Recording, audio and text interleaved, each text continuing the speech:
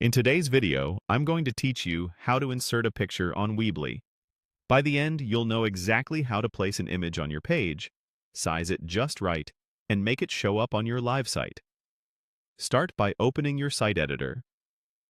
From your Weebly dashboard, choose the website you want to work on and click Edit Site.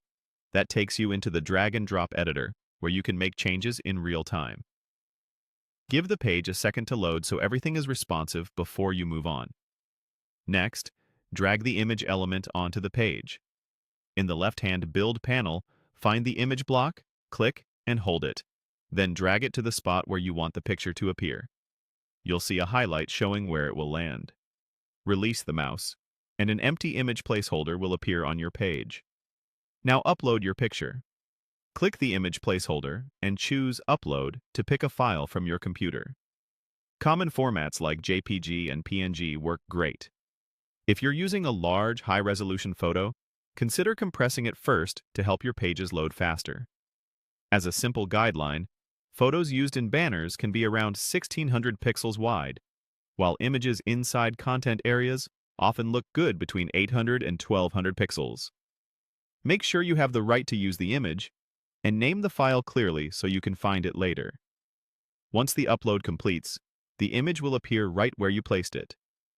Adjust the size and position so it looks polished. Click the image to reveal its controls. You can drag the corners to resize while keeping the proportions, or use the on-screen toolbar to align it left, center, or right. If you need a precise layout, drag the entire image block to a new spot on the page until you see the placement guide. Open the image settings to tweak spacing and, if needed, add a caption or alt text so the image is accessible and easier for search engines to understand. Always switch to the mobile preview to make sure the picture scales nicely on smaller screens. When everything looks good, click Publish. Weebly will push your changes live to your custom domain or Weebly subdomain. After publishing, open your site in a new browser tab to confirm the image appears as expected.